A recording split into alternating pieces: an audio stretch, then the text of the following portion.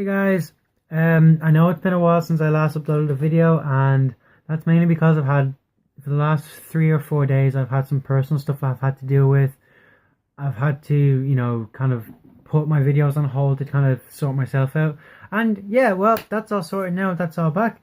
As you may have noticed, there's been a few changes. First of all, I got kind of blonde hair now, and I've trimmed the beard. I feel a bit better now that I've done all that. Now, it's only because I got a modelling thing on Wednesday that I got this going on. But anyway, so that's beside the point. So today I want to talk about a game I played on my PS3 not too long ago, and that game is Sleeping Dogs. Now, Sleeping Dogs is a 2012 open world action adventure which was made by Square Enix. Now, Square Enix made other great games such as Final Fantasy, Kingdom Hearts, and they also made another game I didn't know they made it until now, was Dragon Quest. Now, Dragon Quest was a huge part of my childhood growing up as well. Now, Sleeping Dogs is essentially what I would like to call GTA Hong Kong style, or Hong Kong version, or whatever. Mostly because it's the exact same mechanics as GTA, except it's set in Hong Kong. Now, you play as a character known as Wei Shen. Wei is a undercover cop who has been away in the United States for quite a while.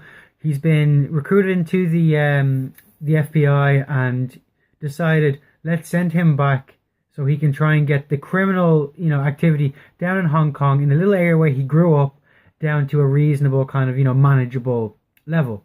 Now, Wei is sent back with the idea of he must go back into his old neighborhood, meet all his old, acquaintances, and bring them down from the inside out.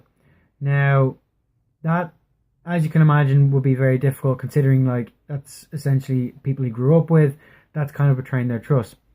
But unlike GTA 5, Wei's character is not roguish and is not, riddled with violent tendencies. Yes, I'm looking at you, Trevor.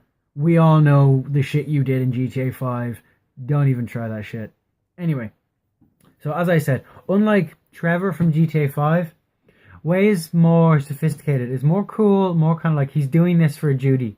Not because he's a violent criminal who wants to, make money and, hurt people and get back and be very loyal to his gang. Wei's doing it for dutiful reasons. He wants to see his old neighborhood where he grew up, where him and his sister and his family all grew up, in a much safer environment than it is.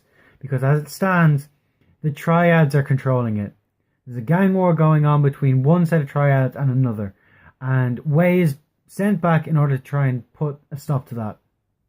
Now, Sleeping Dogs follows a very, very good 20-hour story, in the sense that Wei goes from being this very dutiful kind of, undercover cop to, trying to be loyal to his triad group where he's supposed to be undercover. As the game progresses, you can visibly see Wei becoming more and more conflicted between wanting to, do his duty as an undercover cop and, try and help the people of his country and his neighborhood, and then being loyal to a triad that's like his family. This is a very, very typical thing to happen in an undercover cop situation, where you're torn between wanting to do what's right and wanting to be loyal to your family.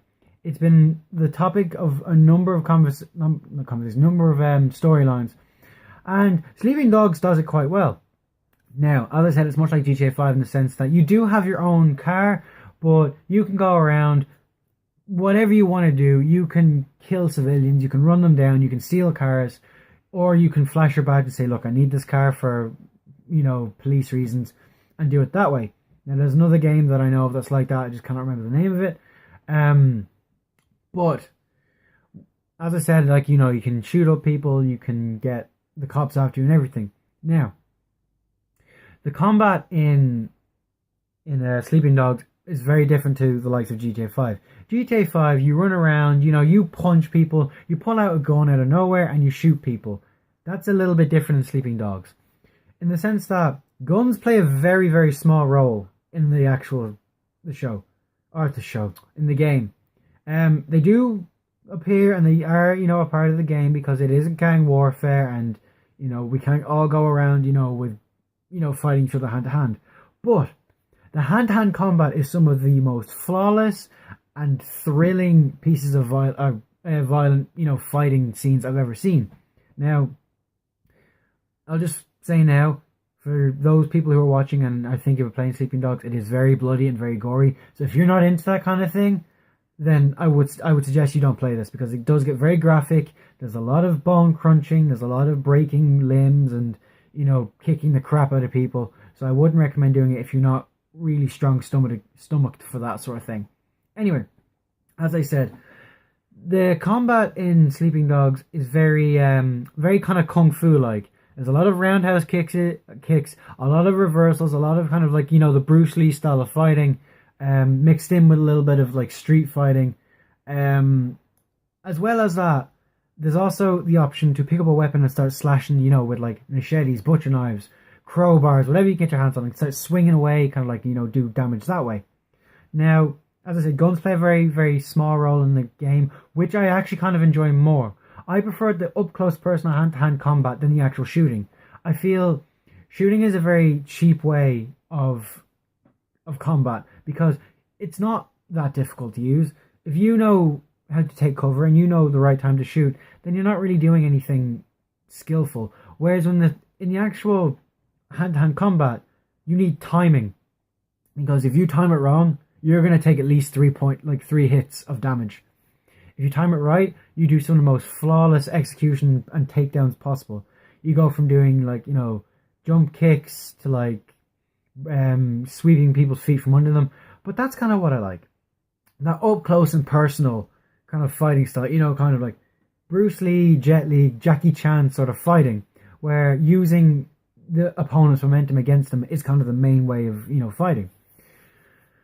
As well as that, as I said, the story is very gripping. It makes you almost care about what's going on to Wei, because you can see visibly that Wei is getting more and more frustrated by his superiors in the FBI basically telling him, look, you have to do this. You have no choice, and if you don't do it, then we're going to arrest you as a criminal. Now, as I said, Wei is torn between his duty and his family. His actual family are dead. That's not a big spoiler, that's said at the very start. His sister died. His sister was also what was kind of like the triad slut. So a lot of people pull that on Wei, and it really pisses him off, hence the up close and personal fighting style.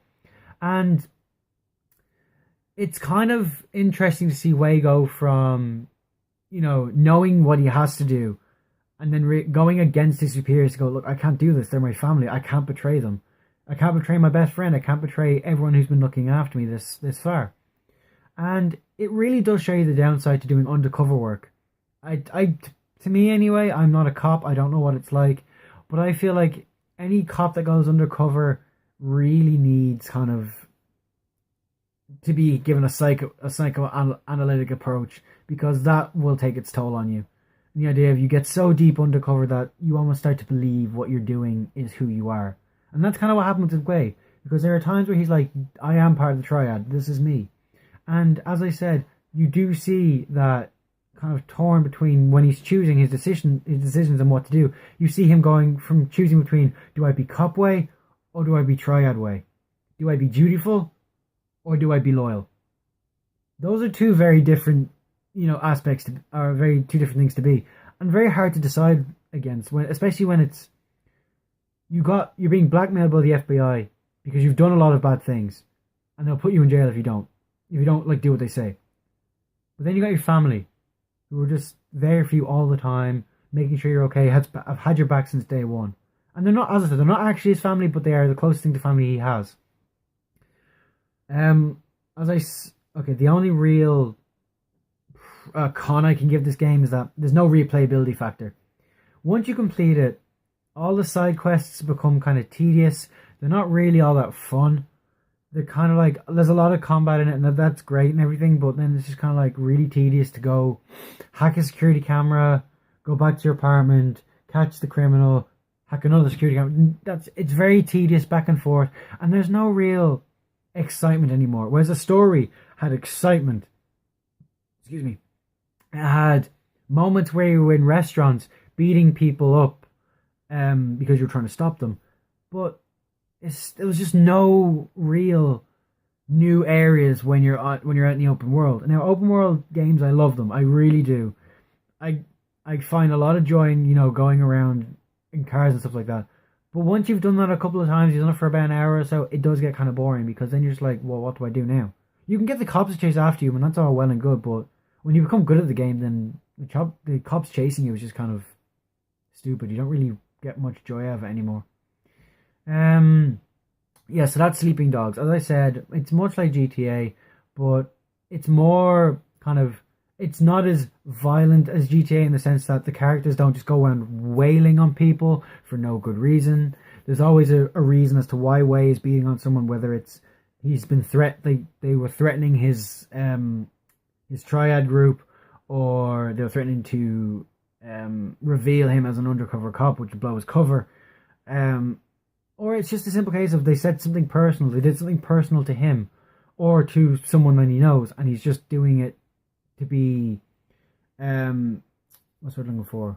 Vengeful, if that's what, kind of like doing it for a good reason. I don't think he does anything for no reason. But it's really the conflict between like Way is feeling in the entirety of the game that really makes the game for me. I know this wasn't a very long video, to be honest. I don't think the gaming reviews are going to be all that long because there's nothing really more to talk about on them. I'll try my best to get some more done today because I know I've missed out on a couple of days. I'll try and get some more videos up today if I can. So look forward to them if you can, or don't. I don't really care. Well, I do. I'm kidding. Please watch my videos. So I guess I'll talk to you later, guys. Peace out. I'll try and get another one up today anyway. Bye.